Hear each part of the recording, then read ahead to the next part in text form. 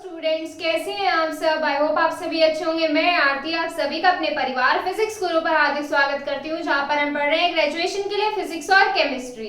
और आज की हमारी क्लास है बीएससी थर्ड ईयर के लिए, जिसमें लास्ट टाइम पे हमने किया था हमारा एलएस कपलिंग रूल या हमारा रसल्स और सॉन्डर्स रूल क्या था वो हमने इसमें पढ़ा था। और आज हम इसमें पढ़ने वाले हैं हमारी ग्राउंड टर्म कि हमारा किस तरीके से ग्राउंड टर्म बनती है किसी भी एटम या आयन की। उसके लिए हम रूल्स पढ़ने वाले हैं कि हमारे क्या क्या रूल्स हैं, या आप क्या बोल सकते हैं formation of ground term.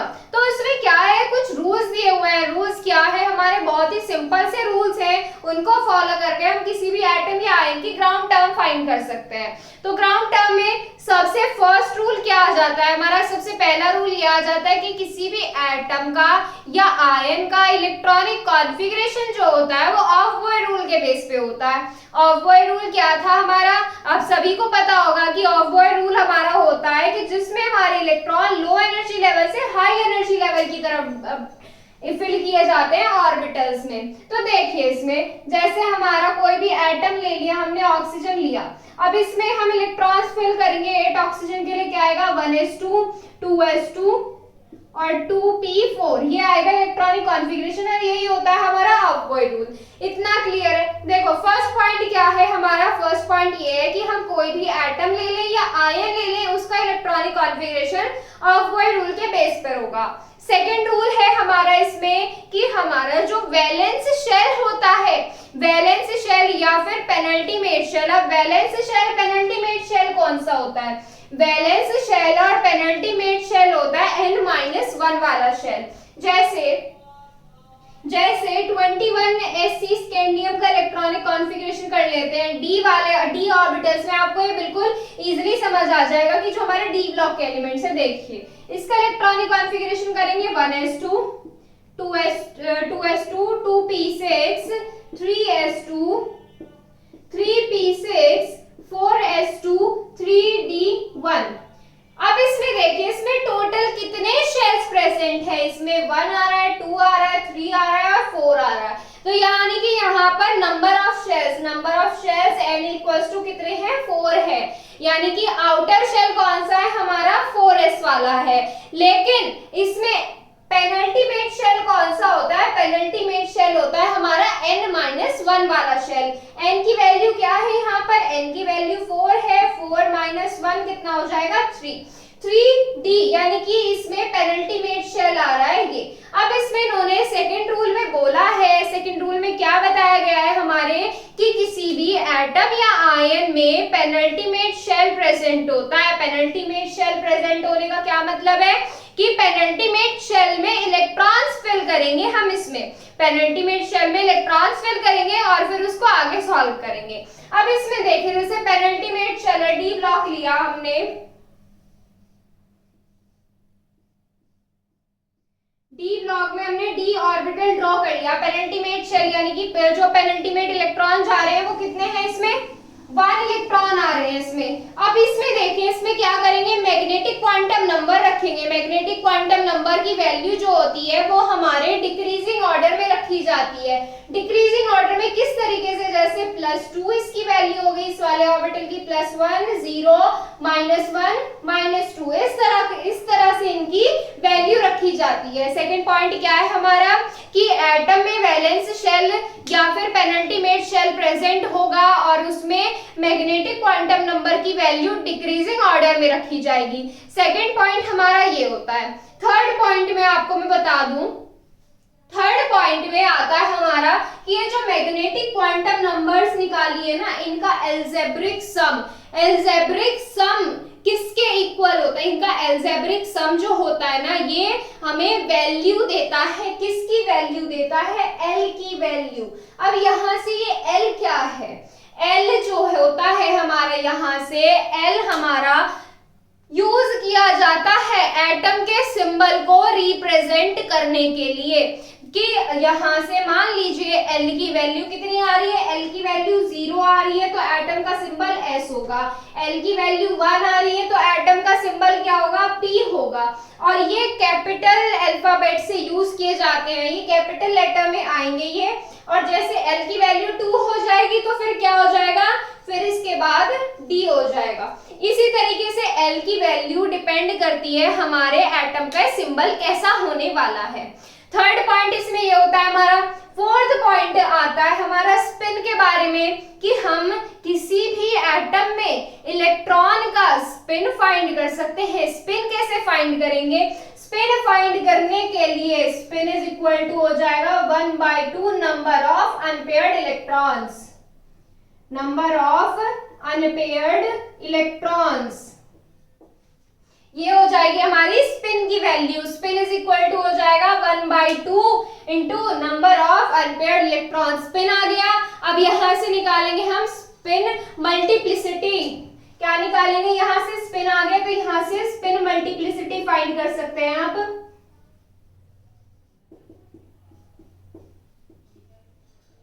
Spin multiplicity find करने का फॉर्मूला होता है 2s+1। जो ये आपका स्पिन आएगा ना, यहां से निकल के इस स्पिन की वैल्यू यहां पे रख देंगे तो यहां से आ जाएगी 2s+1 की वैल्यू। क्या आ जाएगी? 2s+1 की वैल्यू। इतना क्लियर है? अब इसमें देखिए, जो हमारा ऑर्बिटल एंगुलर मोमेंटम आता है, जो हमारा ऑर्बिटल एंगुलर मोमेंटम आता है और स्पिन एंगुलर मोमेंटम आता है। जो ऑर्बिटल एंगुलर मोमेंटम हुआ हमारा और स्पिन एंगुलर मोमेंटम हुआ, वो उनका जो रिजल्टेंट होता है वो हमारा किस तरीके से डिफाइन किया जाता है? जो रिजल्टेंट होता है ऑर्बिटल एंगुलर मोमेंटम और स्पिन एंगुलर मोमेंटम का, वो हमारा कहलाता है ओवरऑल एंगुलर मोमेंटम। क्या कहलाता है? Overall angular momentum. Overall angular momentum.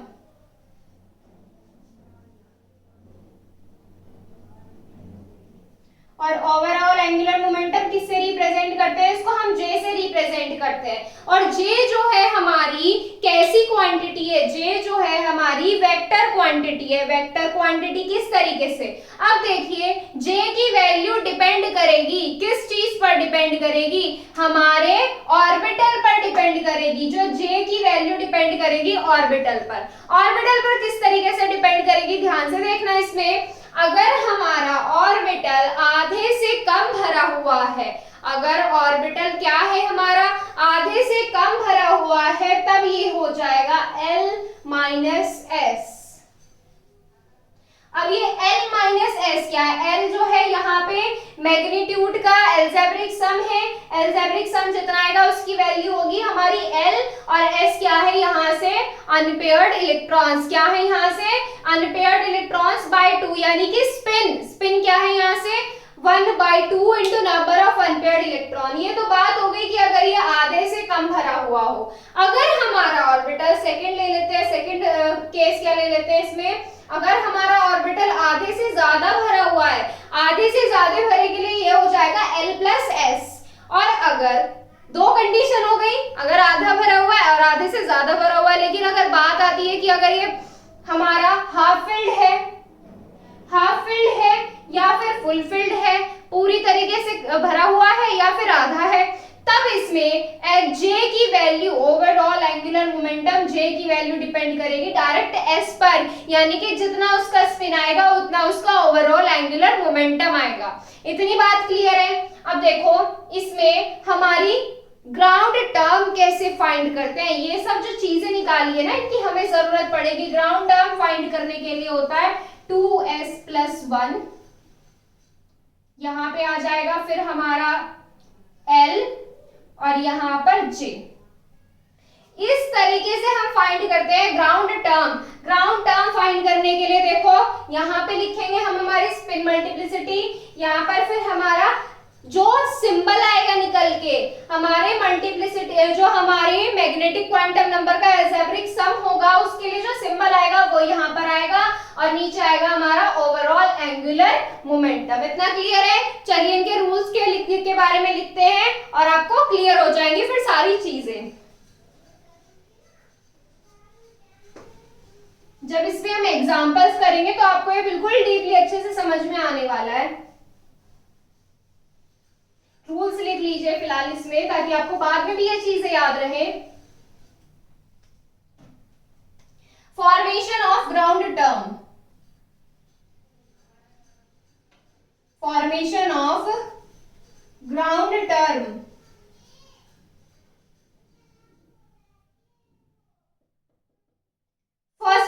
क्या बताया हमने कि electronic configuration of an atom और ion can be done by Aufbau rule. Electronic configuration of N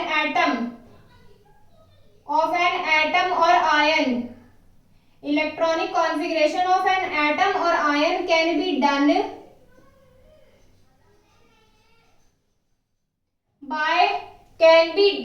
by Aufbau rule, by Aufbau rule.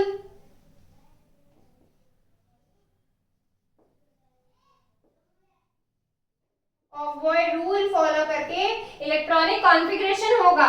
First point हमारा ये हो जाता है। सेकंड पॉइंट देखिए, इसमें क्या बताया था हमने। सेकंड पॉइंट ये बताया था वैलेंस शेल या हमारे किसके, पेनल्टीमेट शेल के बारे में। The orbital of valence shell, the orbital of valence shell, valence shell के जो हमारे ऑर्बिटल्स होते हैं, वैलेंस शेल और n-1 शेल, वैलेंस शेल और n-1 शेल वो क्या होंगे, वो प्रेजेंट होंगे, आर प्रेजेंट या आर रिप्रेजेंट, वो हमारे दर्शाए जाएंगे, are represent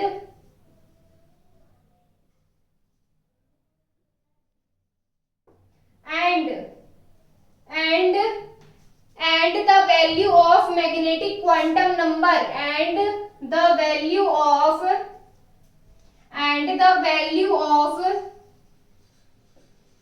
magnetic quantum number, magnetic quantum number and the value of magnetic quantum number, magnetic quantum number की जो वैल्यू होगी वो कैसे निकालेंगे हम। The value of magnetic quantum number has been written in decreasing order, has been written in decreasing order, वो लिखी जाएगी किसमें, डिक्रीजिंग ऑर्डर में, घटते हुए क्रम में, written in decreasing order. Second point complete होता है। थर्ड पॉइंट क्या आएंगे, एल की वैल्यू के लिए लिखेंगे the algebraic sum of magnetic quantum number,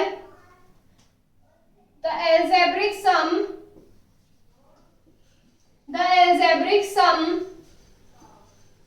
of magnetic quantum number, the algebraic sum of magnetic quantum number, the algebraic sum of magnetic quantum number of each electron will give the value of L, of each electron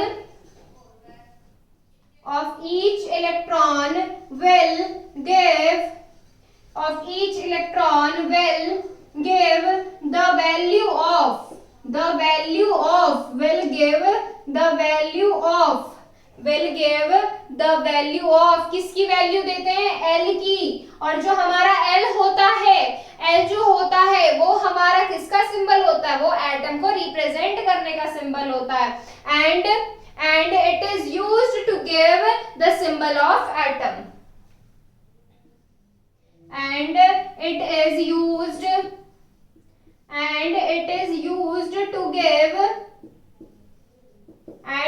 used to give symbol of atom,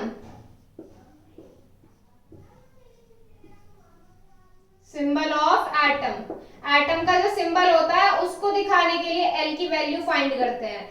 second point हो गया हमारा। Third point, अब देखो L की value किस तरीके से हमारे सिंबल को डिफाइन करेगी। अगर हमारी वैल्यू ऑफ एल हो जाती है 0, वैल्यू ऑफ एल लिखेंगे यहाँ पे और यहाँ पर लिखेंगे हम सिंबल। कौन कौन सा सिंबल आएगा, 0 के लिए सिंबल आएगा S, 1 के लिए सिंबल आएगा P, और 2 के लिए सिंबल आएगा D, 3 के लिए सिंबल आएगा F, और यहाँ 4 के लिए सिंबल क्या आएगा। अब यहाँ से SPDF हो गया।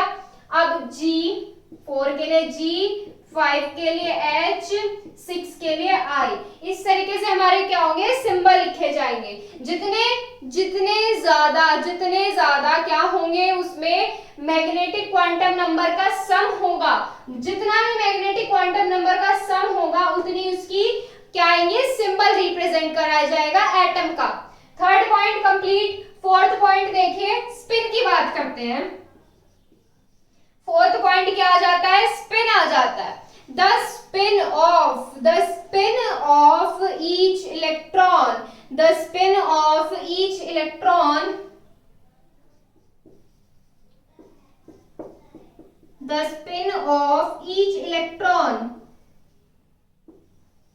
प्रत्येक इलेक्ट्रॉन का जो स्पिन होगा, प्रत्येक इलेक्ट्रॉन का जो स्पिन होगा किसमें, एटम में, इन एटम, वो कैसे कैलकुलेट करेंगे, can be calculated, can be calculated, कैसे कैलकुलेट करेंगे, can be calculated as, formula क्या है, अभी आपको बताया था, सारी चीजें आपको समझाई थी पहले। क्या था हमारा, S is equal to 1/2 into number of unpaired electrons, number of unpaired electrons। इतना क्लियर है, पहले इसको नोट कीजिए फिर आगे करेंगे इसमें। फिफ्थ पॉइंट देखिए, इसमें क्या हो जाएगा, फिफ्थ पॉइंट हमारी आ जाएगी spin multiplicity, and the spin multiplicity can be calculated, कैसे कैलकुलेट करते हैं, the spin multiplicity, the spin multiplicity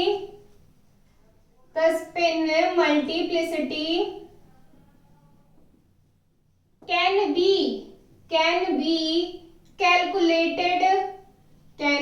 calculated as, कैसे कैलकुलेट करते हैं इसको, 2s plus 1, कैसे कैलकुलेट करते हैं, 2s plus 1 से कैलकुलेट करते हैं। नेक्स्ट पॉइंट देखिए, 6 पॉइंट क्या आ जाएगा हमारा, एंगुलर मोमेंटम। अब इसमें आगे लिखिए the magnitude of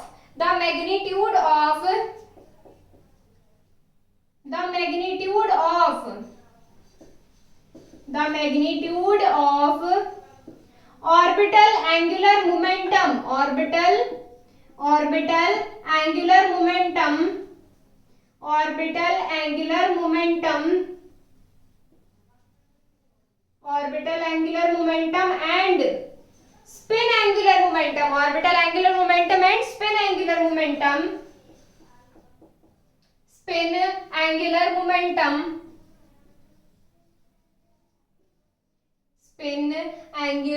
momentum is known as, वो क्या कहलाती है हमारी, is known as overall angular momentum, overall angular momentum। और इसको किससे रिप्रेजेंट करते हैं, इसको रिप्रेजेंट करते हैं हम J से, and it is represented by J, capital J, it is represented by capital J। और ये कैसी क्वांटिटी है, ये vector quantity, and it is a vector quantity,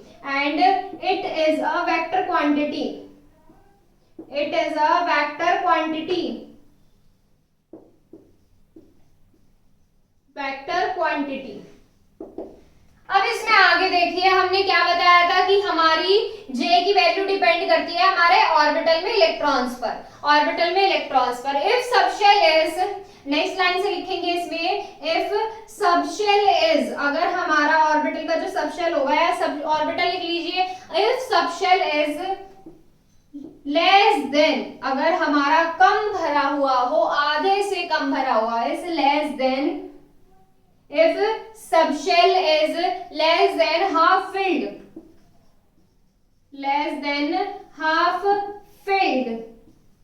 then क्या होगा उसमें, J की value, then J is equal to L minus S। Second क्या हो जाएगा इसमें कंडीशन, if subshell is आधे से ज्यादा भरा हुआ हो, is more than half filled, is more than half filled, is more than half filled, then J is equal to L plus S, then J is equal to क्या हो जाएगा, L plus S हो जाएगा। अगर हमारा क्या हो, in case of fulfilled और half filled, if subshell is fulfilled, if subshell is fulfilled और half filled, fulfilled और half filled, then J is equal to S, then J is equal to S। अब इसमें लिखेंगे ground term, next क्या हो जाएगा, 7 point हो जाएगा। Finally the ground term of an atom और ion, finally the ground term of an atom और ion, of an atom, ground term of an atom or ion can be written as, finally the ground term of an atom or ion can be written as, कैसे लिखते हैं हम, 2s plus 1, फिर आएगा हमारा क्या, L, और फिर आएगा हमारा J। इस तरीके से लिखी जाती है हमारी ग्राउंड टर्म। और यहाँ पे कंप्लीट होते हैं हमारी फॉर्मेशन ऑफ ग्राउंड टर्म यानी कि रूल्स। नेक्स्ट टाइम पे इसमें करेंगे एग्जांपल जो है इसके बहुत इंपॉर्टेंट एग्जांपल्स हैं, वो स्किप मत कीजिएगा इसके। चलिए मिलते हैं आपसे कल। अगर आपको कोई भी डाउट है तो आप यहाँ से क्लियर कर सकते हैं।